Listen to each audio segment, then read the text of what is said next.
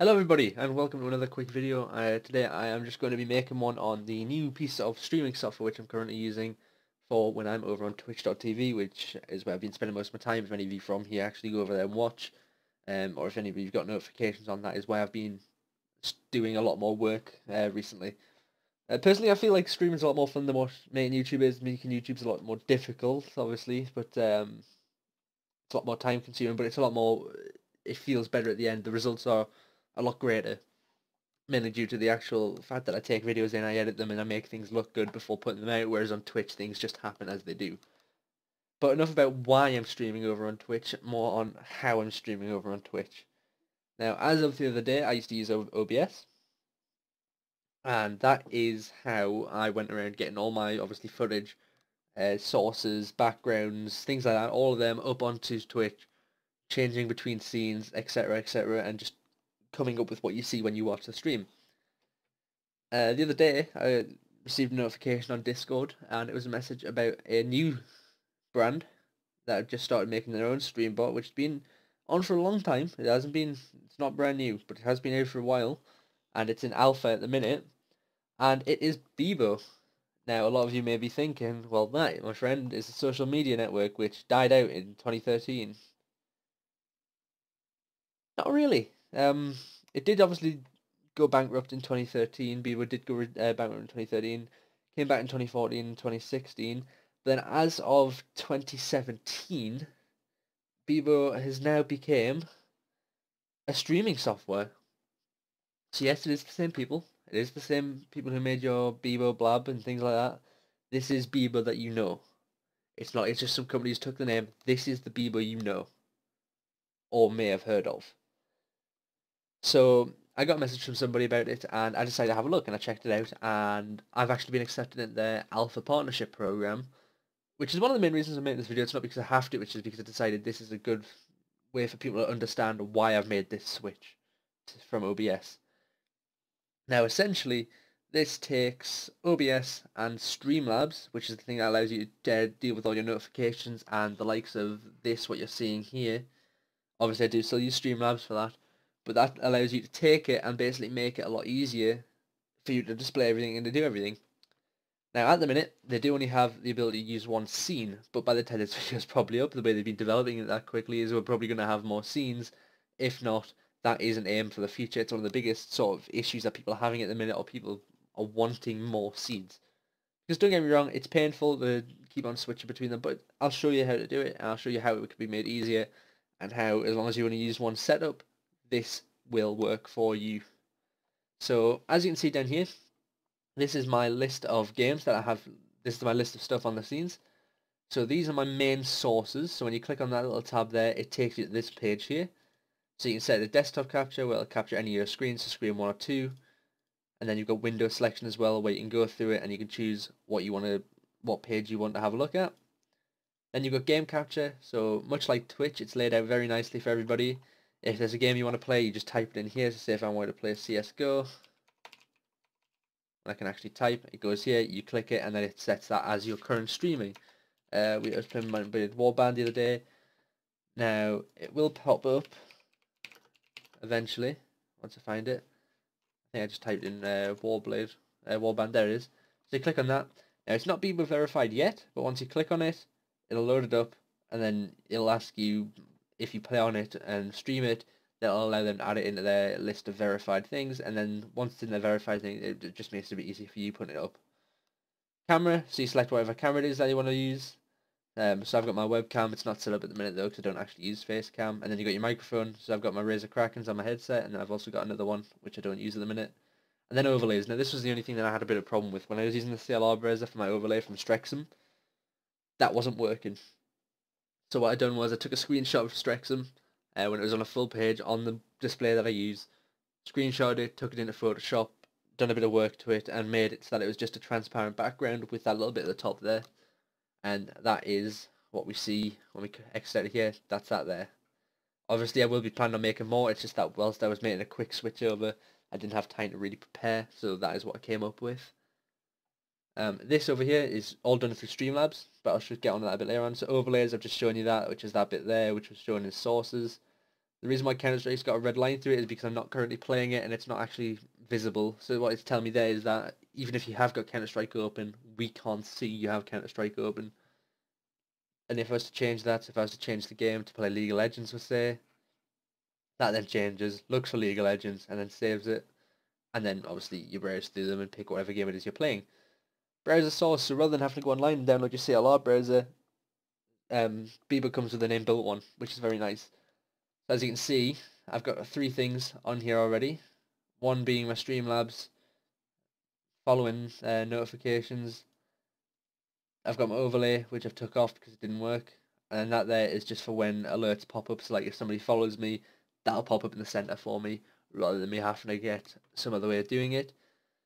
You can add text boxes in if you want to. I haven't got any because I don't need text boxes at the minute. I haven't really got anything that I need to use text boxes for. Activities, so they come with their own list of activities you can put on there because they come with a BEBO bot, which goes into your chat. So you can do BEBO bet because you get 1 coin every minute of watching, or people can actually buy coins, and then the money that they spend on these coins to play with in your chat goes towards you. So that money would come straight to you, and you'd get paid for that. Now the bet, you obviously bet on skills and luck, whatever it is. So you make the bet up, and then you let people pick, basically. Pray for coins, so anybody can put pray in chat, and they pray for them, and then they get so many coin spins. So the viewers obviously spin that wheel to win the coins, and then everybody who's currently watching will win as well. And different things like the gifts can let you put gifts in the chat. You can give coins to other users as well, which is nice. And you can spend coins on loot boxes, which contain perks and things like that, which are activated in the list. If I switch that on, I think we should be able to see. Never mind, I'll leave that off for now because I don't want it on anyways. And then this one you can let users make a rain emotes as well in the chat. So these are a few things that the BEBO bot can do. I've got pray and bet on there. I haven't used them just yet, but I'm going to get through to using them eventually. And you can add alerts on there as well. So if I want to add new bits, then you can add that in there, and then that just automatically gets put on there. And then as soon as it happens, they notify it and pop it through for you. The payment screen, you're probably wondering what that is. If somebody has to buy coins, or if somebody decides to buy coins, the money that they've spent will be sent here, and then you withdraw that to your PayPal. I'm signed in, obviously I'm poor, and nobody's actually paid for coins for me. Event feed, this will look a lot more full than it is. This is because I've been testing out Streamlabs as well whilst I've been away, whilst I've set it up, so this is all through Streamlabs, but this basically shows you what is happening. So if you're mid-game, or you're mid-stream, and you want to double check if you've missed a couple of followers, or you've missed a couple of donations, or something along those lines, you can come into your event feed, and you can catch up on them all, and it tells you how long ago they happened. And the community, this allows you to see who the top streamers are, how long you've streamed, etc. Obviously your profile picture, you get a little brand kit there, so they've made a bunch of cover photos, cover wall things, so like your banners on your Twitch channel. They've made a bunch of them for you to use, and the little banners at the bottom, where you can click on them to go to their website and things like that, they've actually made one for you to just stick on your channel as well, just to give them a little bit of a hand, getting a bit of publicity. And then obviously it shows you minutes streamed, how much you've streamed this week, when you joined, and your username. That's mine there. And that is it basically to BEBO. I've been using it a bit. Oh yeah, you've got your how much processing power you're using, your preview. You can set your FPS from 30 to 60, change your bitrate, and then you've got your big start streaming button there, and you can also manage the audio coming in and out. And one of the things that I really do like is if you're ever stuck while setting up a scene, whilst learning how to stream, if something's not working, if you set to start stream, something's not popping up, or something, you just feel like something's not working right, you go on to live help here, and it shows you a bunch of people who work for BEBO, who are there to give you a hand. You send your message on there, and then they'll get back to you within minutes, and that is the live help. So that there is BEBO, and I want to thank you all for watching. If you do want to go and check out BEBO for yourself, I'm going to leave that in the link below. I definitely advise going and checking it out. It's been probably one of my favourite streaming software of today, and I've used quite a bit. I've went through XSplit, I've went through, I think it was XSplit, it was either XSplit or DxTory, it was one of the two. I've been through OBS, and then I'm onto this now as well. And this has to be one of the best. Combining Streamlabs and OBS is the nicest thing possible. One of the main things that you didn't like is the fact that this up here, I had to resize on my own because you can't drag canvases off screen. So this here is normally down here, but I always like it to be in the top right of my stream. And with it being a 1920 by 1080 display here, I wanted to drag it up where it was just on 1920 by 1080, so it wouldn't be like distorted. But I couldn't, so I had to find a way to resize it, and I've had to reduce that down to 3 people and then resize it myself and put it up there on my own. But they are working on fixing that. I've had a look through their development list and everything like that, so that should be groovy. If we go to BEBO.com real quick on the other screen, I'll bring that up. And this is BEBO here. So it gives you a list of reasons why to switch. Obviously, troubleshooting doesn't. That is one thing I noticed as well. It doesn't use anywhere near as much power as OBS does. But then that there is BEBO. Become alpha partners. Can import your Revlo points over as well.